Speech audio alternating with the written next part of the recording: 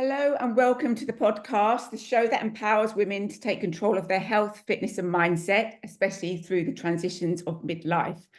My name is Emma Sousa. I'm your host, and I'm also a women's health and wellness coach.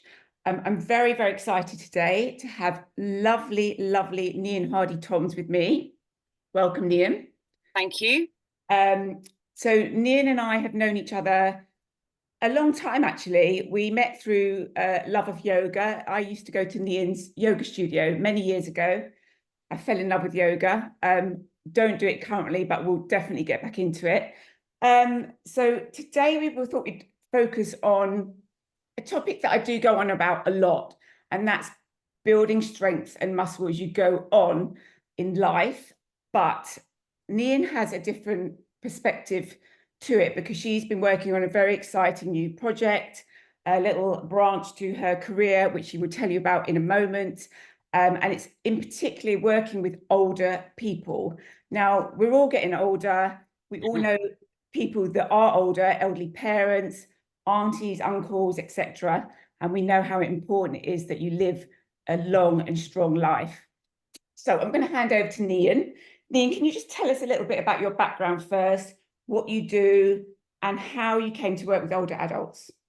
Yeah, well, as you said, I've been teaching yoga for a long time, and that was the thing that brought me to fitness. Really, it took me a long time to get into fitness. I kind of dabbled around with the gym and what have you in my 20s and really into my early 30s, and then I started practicing yoga, and then that was it for me. And that was my way into fitness. And from there, as you said, I taught you for a while and in my little back garden. And then we moved from studio to studio. And then as I started getting into my late 40s, sort of 5, 6, 7 years ago, maybe a bit longer actually, but really taking it seriously. So maybe, I don't know, about 9 years ago, I started weight training, but not that seriously. And then as I got into, like I say, sort of 4, 5, 6 years ago, I really started to notice that yoga wasn't enough. And you know what my classes were like or are like. They're strong. They've always been strong, and I've always felt like that was the key element for me missing in most other yoga classes, was the sort of the strength and power of a class, that I needed personally in my body. And eventually I just got to the stage where I realized that that wasn't enough, and then as we sort of moved into, it just corresponded that I mean, I look back now with hindsight and realize that during the very first year of COVID, 2020 coming into 2021, that's when I really hit perimenopause.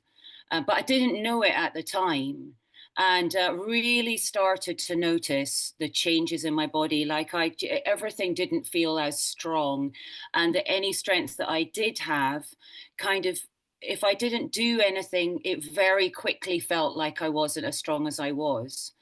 Or had been. So, it took a little bit of time to, I started to sort of playing about with stuff, doing home workouts and what have you.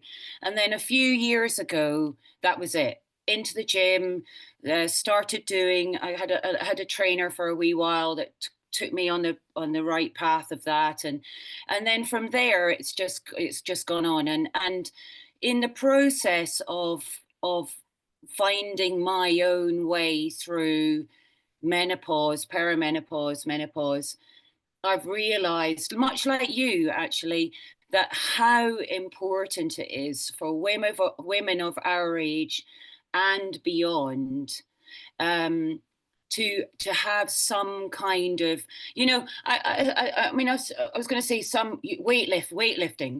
We know weightlifting is really important, but for me personally, as a trainer, as a movement coach, what I want to try and do for women, older women, is for them to have the same thing that happened to me.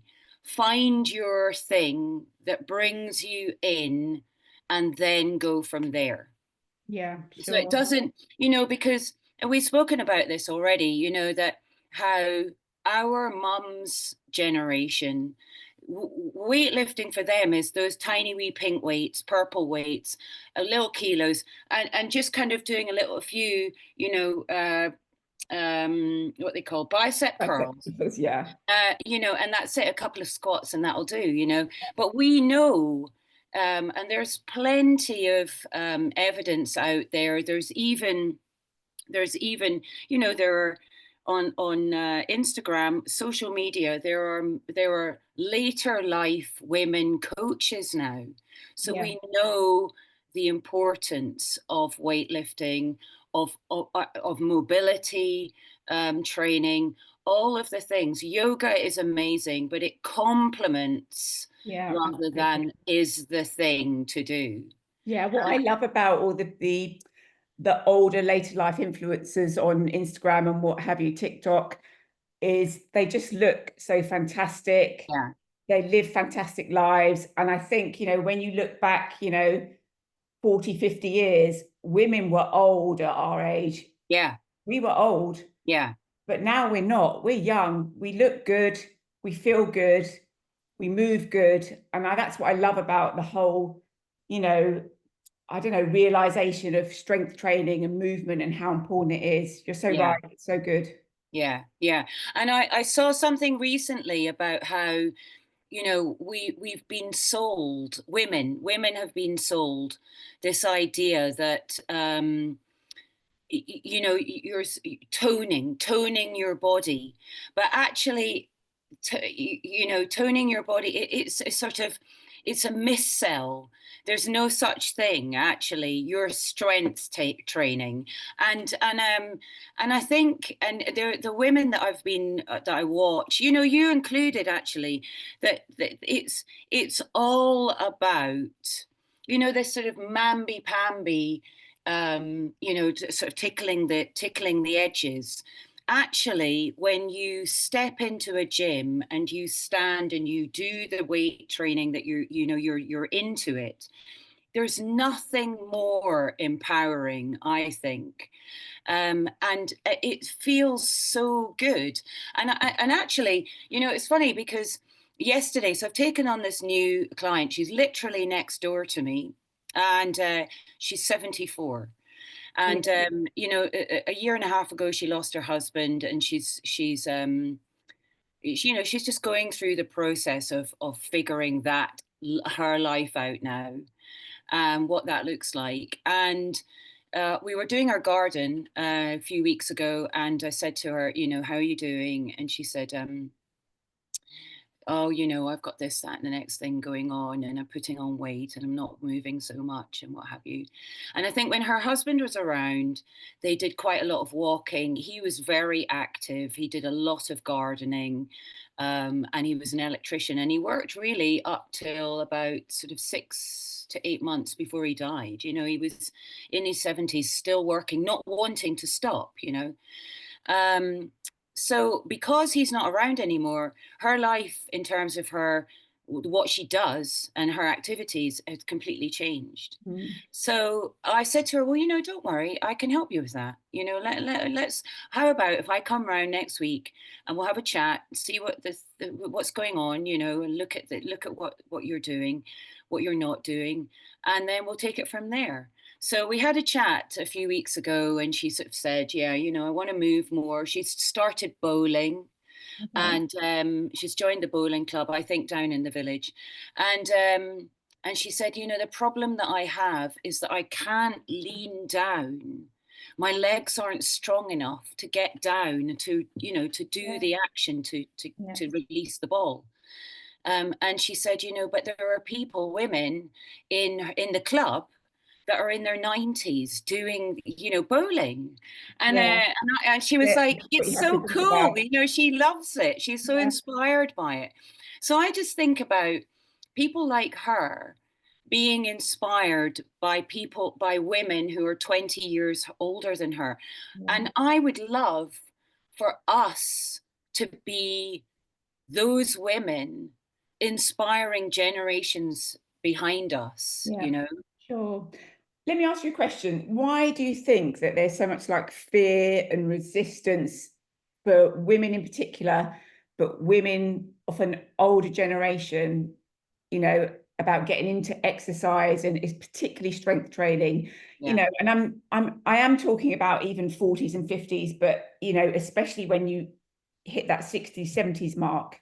yeah. Why do you think that is? I think it's a couple of things. I think first of all, there's the idea that they're going to bulk up.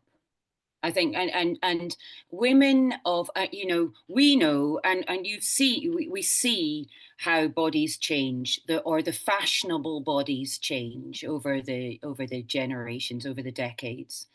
Um, and I think the fashion now in younger generations is to be strong and look strong, not just be strong and kind of pass it off as not doing anything, but Yeah. actually there's kudos in looking strong. It looks like you've put the effort in to look like that. But I think that because that's fashionable, and hopefully that will last, that fashion will last. But I think when our mums were in their, teens, 20s, 30s, the fashion wasn't that. It was very fashionable. Think about in the 60s, Twiggy, the fashion even was, even when we were young, yes, skinny was, you know, heroin heroin chic. chic. Yeah, Skinny yeah, was the ideal body. But now I look at like those skinny times and I think, no, that was just it was horrible and it was yeah. actually quite unattractive. Yeah, yeah. And also, we know that when you look at bodies like that, actually they're, unless, and it's quite unusual, there are women who are naturally like that, and they're tall and they're lithe and they're, and actually they find it very hard to bulk up. Put any sort of strength and muscle gain on, but what we know is if you are not naturally like that, to get to that state is hugely damaging for our bodies in every way, like the bone mass, muscle mass, the damage that you're doing to your organs. But it was so fashionable then that I think it shaped a whole generation, and then was put on us. I do not know a time when I didn't feel, that I didn't like my body. And I know that has come from my mum. I know that it has. I don't ever remember my mum being kind about herself, and she would never take a compliment, all that kind of stuff. And she was always on a diet, Yeah. always on a diet. My I mum think, too, actually.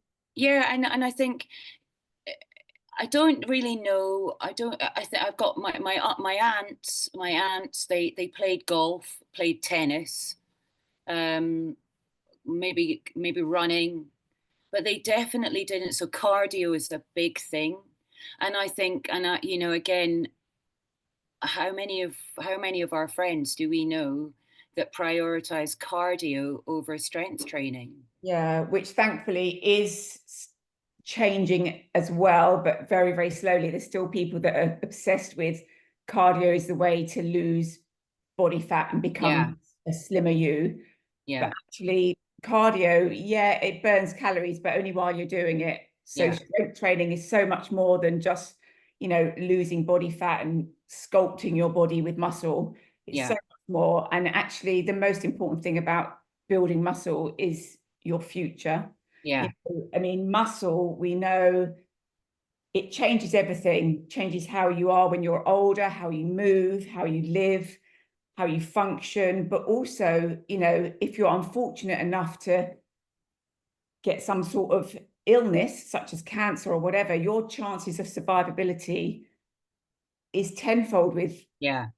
a Yeah. strong body. We know, Yeah. and it is important to look at other things as well, the nutrition and the mindset. We know that, but muscle is got to be one of the most, if not the most important thing that we can do as women as we get older. Yeah. And we have so much crap thrown at us, all throughout our lives, from the time of, between the 11 and 15, we get our periods, and then we go through all that stuff all of our life. We have children, a lot of us, and then we go through perimenopause and menopause. We have so much stuff thrown at our bodies, and our bodies go through the ringer.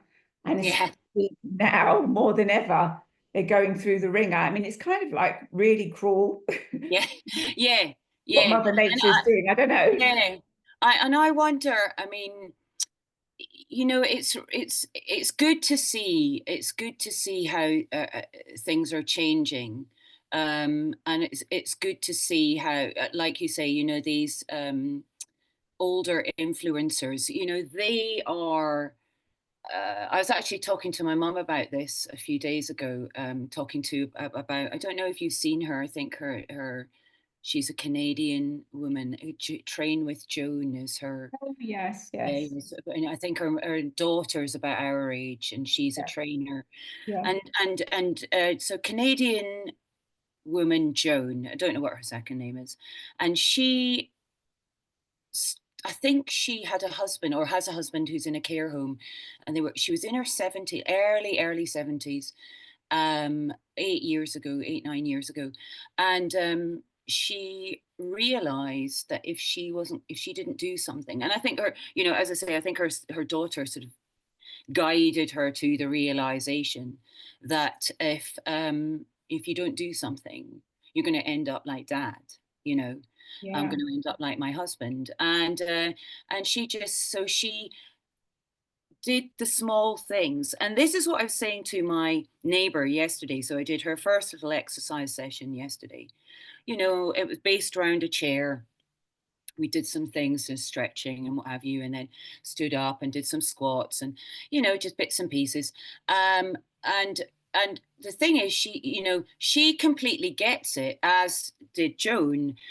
Tiny, tiny movements, 1% every single day of improvement is going to make a massive difference. And what we forget is we focus on, we underestimate the tiny tiny improvements we make, and we overestimate the big things. yes. It's not necessarily about that end goal that you need to focus on. It's about the journey. Yeah. And that's the important thing. And it's like that with anything, especially to do with, if you want to improve your health or you want to lose weight or whatever it is, it's not the end goal that matters. It's the small things that you do in between. So I Yeah. always say things like, okay, if you can't train 3 times a week for an hour, no big deal. Do 3 times a week for 15 minutes. It doesn't Yeah. matter. It's 15 minutes more than you were doing. It's 45 minutes more a week that you were doing before. And then you can build it up. As you get into it, you build it up. And then it's Yeah. like, with the food, it's not about what you're taking away necessarily. It's about what you're adding in. Add in the green veggies, add in the protein, and then worry about taking away slowly the stuff that that you shouldn't be eating every day. It's all Yeah. the small steps that are really, really important. It's not Yeah. the goal, it's the journey. Yeah. I'm reading this book at the moment, amazing book by a chap called James Clear, called Atomic Habits. I might have told you about it. And what's brilliant about it, so he's got all these tips and tricks on how to bring in better habits and get rid of the bad ones. And essentially, in what you've said about the food, is the same with anything, with the habits. Instead of sort of stopping one thing, kind of cold turkey, bring in all the other good stuff, and then before you know it, you kind of, that bad habit has slipped away. But one of the things he says is, it is absolute genius. So, and I'm going to sort of use my running journey as an analogy. So what he says is, really rather than, as you say, focusing on the goal, the thing about focusing on one goal, let's say, for example, I want to run 5K, okay, is that you will do all the things you need to do to get to that goal. And then the likelihood is that the things that you were doing will fall away because you've done that thing. Okay, so a similar thing is also losing weight. Focus on getting to or losing a stone, for example, or whatever, and then when you get to that goal, you start to eat the way you were eating before. So what he says is, instead of doing that, what you do is you think about the habits needed to become a runner. Okay. So one of the goals in becoming a runner might be running a 5K. Yeah. But to become a runner, you have to think about all of the habits that a runner would do. So, for example, if I think about, well, what would a runner do? How would they live their life? What would their week look like? So, well, they would train. They would run a couple of times a week, 3 times a week, and they would add in different types of training. Yeah. And in the process, my running increases, my running time increases, my distance increases, my stamina increases, and I am then able to enter a 5K. Yeah. Once I've done a 5K, it doesn't stop there because I now have brought in the habits of a runner. So Yeah. surprise, surprise, now that I've done a 5K, I'm now running 3 times a week, doing different types of running. And in August, I've signed up to do a 10K. Yeah. So, and it's the same with, anything like that. So instead of thinking, well, oh, I really want to go to the gym. Okay, so that can be a goal, but it can be a goal as a part of what goal would that be in line with as a person? So it's not like you become a different person, but you become a person who is now this. So you identify as this Yeah. part of a person. So going to the gym would be part of a healthy person's lifestyle. And so you start to work like, okay, well, if a healthy person goes to the gym, what other habits Yeah. Yeah. does a healthy person do? So, like you say, nutrition, mindset, looking at the weight, going to bed earlier and what have you. And then you can break it down. So, even things like going to the gym, if you're completely new to movement, then the first thing you might do, and this is what he says in the book, the first thing that you might do is buy new trainers. Yeah. So you've got your new trainers, and then the next day or a couple of days time, you get your gym clothes out, and then you might put them on and go for a walk, and then in 2 weeks time you might go to the gym for 10 minutes, and then and then it becomes something that, instead of feeling completely overwhelmed at the idea of going to the gym for an hour Yeah. and you have no idea what you're doing, you just go for 10 minutes. And he actually says, there's an example he uses where maybe one of his clients, or certainly someone he knew, said, he was really, really in bad shape, lots of weight to lose, and hadn't really done much for ages, sore joints and what have you. And he couldn't think of anything worse than going to the gym for an hour and a half, never mind once, 2, 3, and sustaining that. And he said, so what he did was he just took himself to the gym for 10 minutes and walked around Yeah. and then left. Yeah. So sort of familiarized himself with it. No overwhelm, just walked around. Next time he went and he walked on the treadmill for 5 minutes and then left. Yeah. Yeah.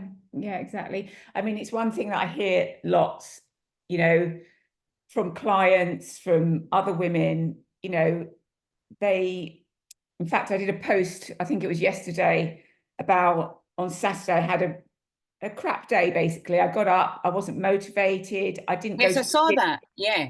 which is really unusual for me. Even when I'm not feeling it, I push myself to go to the gym, but I didn't. You know, I didn't eat great. And a lot of women who have like one bad day or one bad meal or one missed exercise session, they think, well, what's the point? I've ruined it all now, because they expect themselves, they put too much pressure on themselves to Yeah. do Yeah. everything perfectly and, you know, achieve their goals and, you know, whatever it is. But it doesn't matter, because we're all human, you know, and starting slowly and building small habits is a much easier way than putting so much pressure on yourself to do everything all at once. So don't do everything at once. Don't go to the gym 5 times a week if you've never been to the gym before, because you're going to fail. Yeah. 100% you're going to fail. You know, start off small, like you said, go for like 10, 20 minutes, a couple of times a week, and build it up from there. That's what's important. And stop putting yourself under so much pressure. You've got the rest of your life to get good I, at I, something. and I think the thing is about when we fail, or rather, when you do it like that, in the way that, you know, you're basically setting yourself up to fail. Yes, And then when that happens, first off, you're demotivated. And secondly, I mean,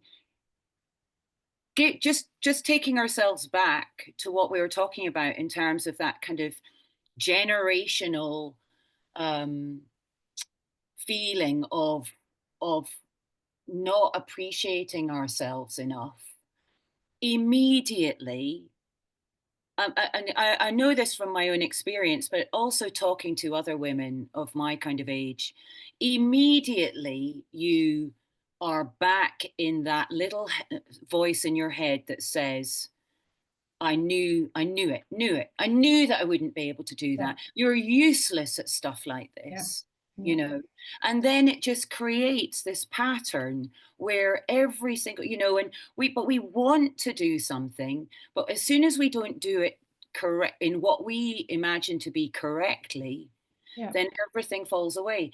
And actually, you know, I told you about this client that I finished working with a couple of weeks ago, after 6 months, and she was amazing, and you know, she was that exact woman, that, you know, a little bit older than me, like 3-4 years older than me, that exact woman, on a diet every Monday, failed by Thursday, you know, and then couldn't keep anything going, you know, just so disheartened.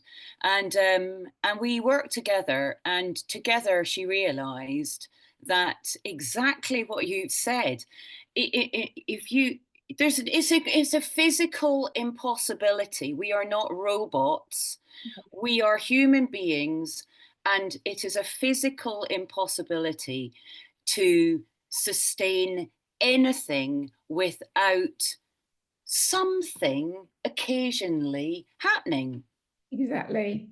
That's life, isn't it? But Yeah, I just think it's almost people allow themselves to tell themselves, well, I've failed, so what's the point? Because they don't want to put the work in almost. You know, it's the same with, you know, dieting is the greatest example. I mean, you yeah, know, talk about that cycle of dieting, failing, dieting, failing. I mean, how many diets do a lot of women go on? Hundreds probably over their lifetime, yeah, hundreds. And yet they still go on this different program. They join Weight Watchers, they join this, they join that, they read this article and they do this diet. And they know they're going to fail because they've told themselves before they even start they're going to fail. yeah, And it's just putting too much pressure on yourself. And the other thing that I find really frustrating is that these people, they know that when they have sustained something for a little while, how much better they feel. yeah, And yet they yeah, still self-sabotage. And it's so frustrating because, yeah, you know, there's a lot of people struggling out there, you know, with how they feel mentally, physically, confidence-wise. And you yeah, know you're going to feel better. And yeah, you know that you can, deep down, you can do this, but they continually self-sabotage. And until you change that mindset, yeah, the most important thing, nothing will ever change. and Yeah. it's pointless just throwing your money at things. Yeah. No, you're going to Well, fail. it's interesting actually, because it's like you said right at the start, it's like anything. You know, you've got to put the work in. And what I find fascinating actually is that we know a lot of very um, strong, empowered, empowering. We between us, we've got, as we said recently, we've got a lot of friends in common locally, and most of them are absolute powerhouses. They're absolute. No messing around with them. I think they're amazing, and I've never known so many women. I mean, I think also there's an element of, as we get older, we become that person. But I think what's really fascinating is that in so many other areas of their lives, they are the woman that they want to be. And Yes. yet with health and wellness, they can't quite. It's like they're kind of gripping on, like fingers on a ledge, kind of looking up, going, "Oh God, I'm almost there," but they can't quite get it. Yeah. And I just think, it, why is that? Why is it that? And I do really believe that it is because we are living in the shadows of our mums, and we can't quite, and it's going. And you talk to, I know that you'll do this with your clients and your friends, when you talk to other women who are having those struggles. The women my friends that I went out with for lunch, same thing, same sort of chats, and you know that they want to do it, but it's almost like they can see the door but they can't quite open it. Yeah.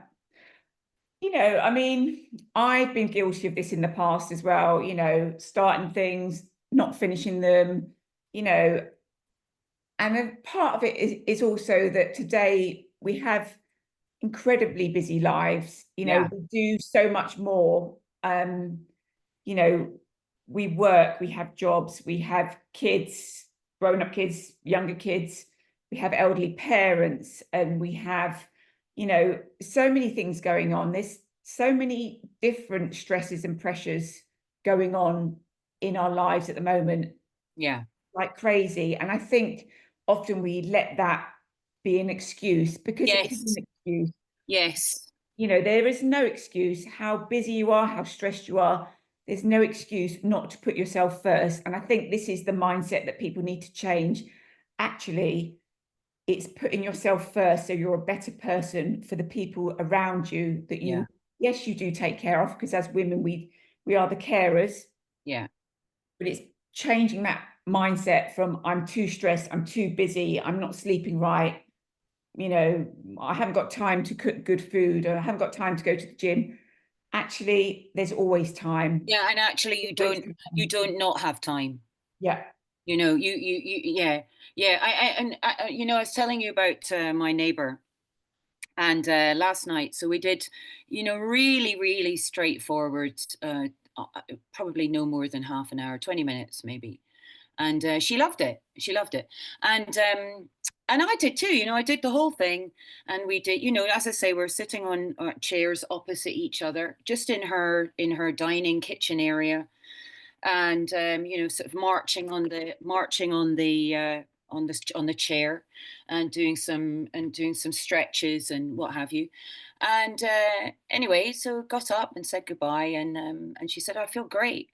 And anyway, she texted me last night. So that was probably about, I think I said goodbye to her about 7 o'clock. About 9:30, she texted me and she said, I felt great. So I went out for a walk, Brilliant. and I Yeah. just think that Motivates you. what you don't realize is that action creates action. Yeah. The less you do, the less you want to do. I The mean, more you do, the more you want to do. yes, yes. So if you start small and realize that something, even if it's 5 minutes, is Yeah. better than not doing anything, you Okay, know. let me ask you a question then. As someone who works with older people, Yeah. maybe have some sort of restrictions. So, what are some gentle and safe ways for absolute beginners to get started? Say they're at home, perhaps they don't have much equipment, or what equipment do they need? You know, how can they get started? To, you know, we're talking of someone in their 70s, 80s, even their 90s. What can they do? Well, first of all, I would say, sit on a chair, sit upright, and just notice how you're sitting. So, feet on the floor, right angles if possible with the knees and the hips. And then, and often, you know, I think it's easy to take for granted. I sort of forget that I've done yoga for a long time, so I sit upright without really thinking about it. But there are so many people, women, who don't do that. So that's the first thing I would say is, how are your shoulders? Are you sitting hunching? And if so, roll the shoulders back. And that's the first thing, because as soon as you roll the shoulders back, what happens? Everything engages. Belly pulls in. You're sitting upright, and suddenly this might be the first time you've sat upright for years you Mm. know so that's the first thing that I would say. And then I would start saying, take your hands onto your thighs and do some cat cows, seated cat cows, rounding, inhaling as you arch your back, and exhaling as you round. So some of these. And again, that spinal articulation is so important, especially as you get older, into your sort of 60s, 70s, 80s, 90s even, because as we get older, everything compresses down. And the first thing really that goes often like I say, are the shoulders. So I've got a client that I work with every week. She's in her 80s, and she is absolutely, she is on it. She is absolutely on it with the upper back and shoulders and thoracic spine. So we leaning against, you can do it even on a chair, holding onto the back of a chair and almost doing a downward dog shape, but on the hands on the chair, and just walking back. It's such a great pose for the shoulder. You could do that, it's perfect for anyone. Yeah. But obviously, the older you are, the less mobile. So that's really good to do. And then in terms of things like strength, I mean, twists as well, super easy. Again, you don't have to move Yeah, on from your the chair. chair. Just twist, Yeah. hold on to the back of the chair and twist. Yeah. That's it. But in terms of things like strength stuff, you know, sitting, coming, lifting up on the exhale, standing up on the exhale, and slowly lowering down on the inhale. Yeah. Seated squats, basically. Yeah. So coming up and then going back down. So we did 10 of those last night. She loved those. And then also, again, like marching. Marching's great because that's great for the hip flexors. Yes. Um, and then what else did we do? I Oh, mean, even things like rows, yeah. those without any weight. It's just teaching people that you can move your body without using weights if you're aware of the muscles that you're moving. Yeah. Create resistance without any resistance. Yeah. Yeah. Stuff like that. I mean, it is amazing what you can do with no equipment, even if you're older, and with little time. Yeah.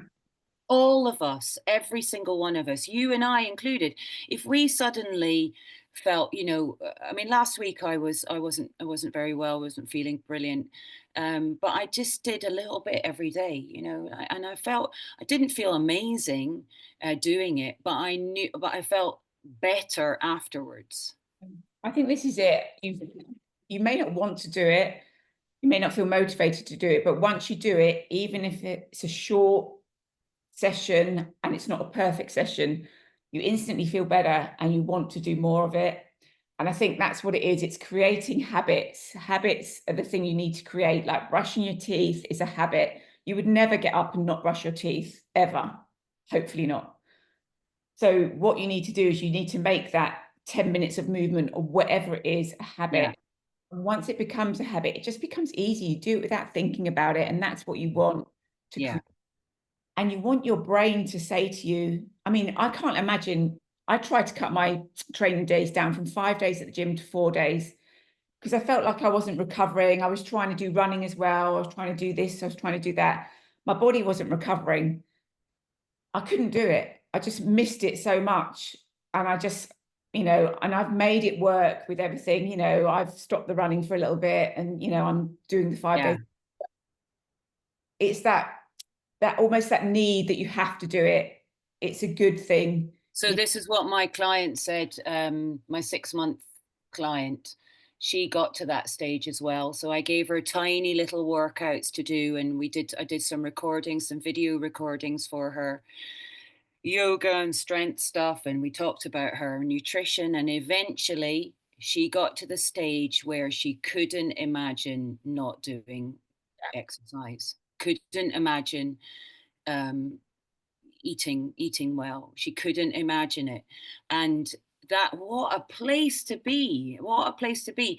And I say to her, we still speak, and I say, how are you? And she's just like, I honestly, it's like the gift that keeps on giving. I mean, it really is. Like, the more you do it, the better you feel, the more you want to do it, and you tweak it and you feel even better, and you bring in other things. And exactly what we said right at the start, the more you bring in other things, you haven't got the space for the shit stuff. Yeah. And it never ends, like you say, because, I know when I first stepped into a gym, I was like, okay, I'm getting older. My goal is to lose a bit of, I was never overweight, but I was skinny fat, I guess you'd call it. You could tell that I wasn't particularly greatly fit. My goal was to, be more toned and lean and muscular and just have that nice firm skin and blah, blah, blah. So I did it. I got there. But by the time I'd got there, it wasn't enough for me because I'd fallen in love with the gym. I'd fallen in love with the way I felt so confident. I'd never felt more confident in my life. Yeah. I was in my 50s, right? Yeah. You feel powerful, you feel strong, and everything shifts. And I want more of it. So now the next goal is, to get bigger and stronger and grow serious muscle. I got myself a trainer 7 months ago. I am a trainer, but I also have a trainer because I know that he will push me to that I mentally couldn't push myself to. He will help me lift those weights that I need to lift to get the body that I, want to work towards. And what I work towards is a strong body. I don't care particularly what it looks like. It's great that, if it looks good, that's good. But it's about how it feels and how it moves and how it's going to be in 10, 15 years time. That's the important thing. And that's yeah.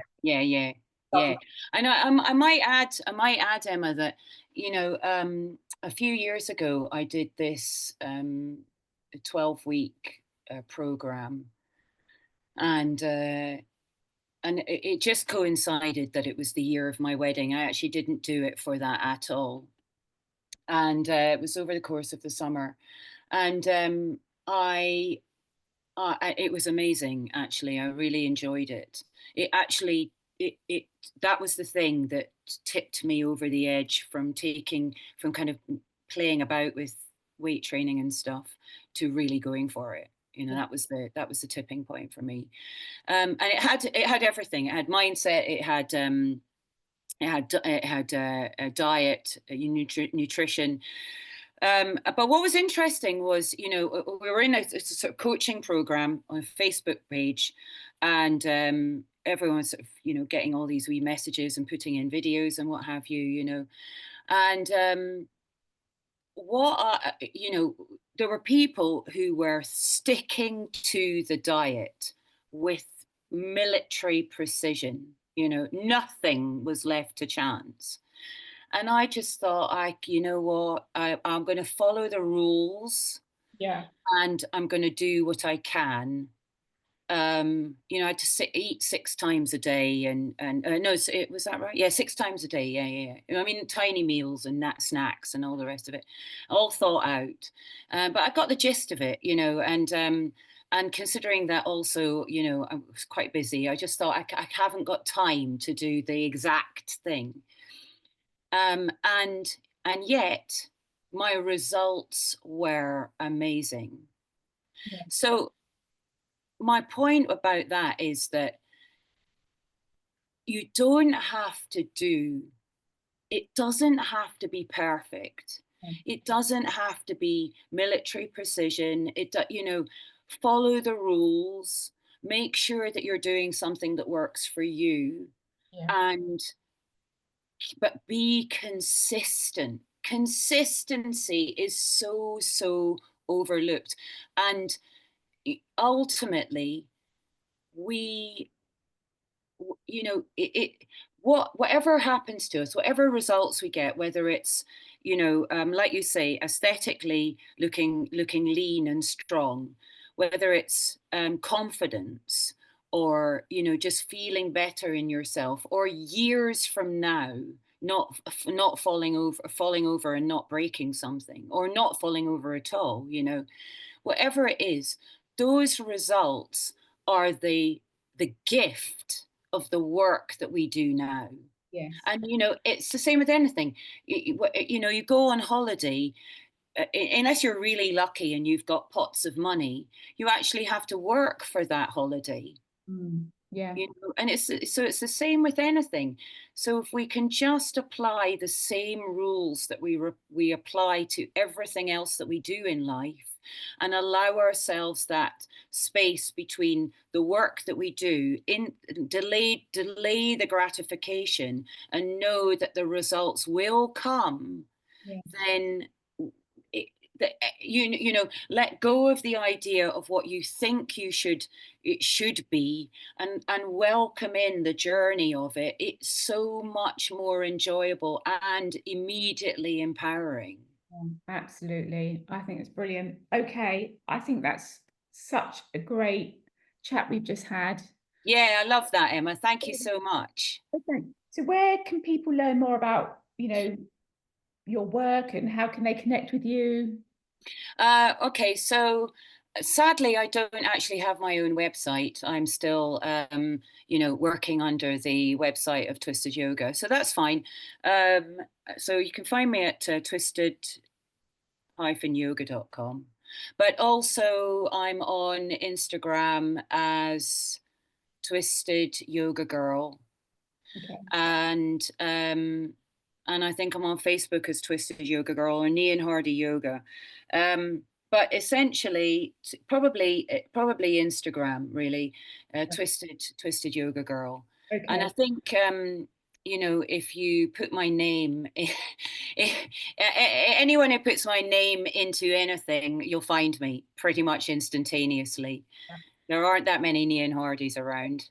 You're the one and only. Okay, brilliant. So anyone who wants to connect with Nighean, or if you didn't get that anyway, just drop me a message and I can put you in contact with her. If you want to know more about what she does, she also does the yoga studio.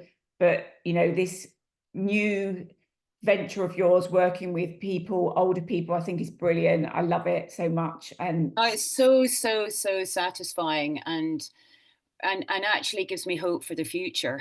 yeah, yeah, absolutely. Brilliant. Okay. All right, Nighean. Well, it was great having you here. So good to chat to you. We will do another one of these very soon, because I think Thank you, Emma. we do lots of good stuff together. Yeah, absolutely. Thank you so much, and wishing you a happy week. And you take All care. right, take care. Lots of love. Bye. Bye.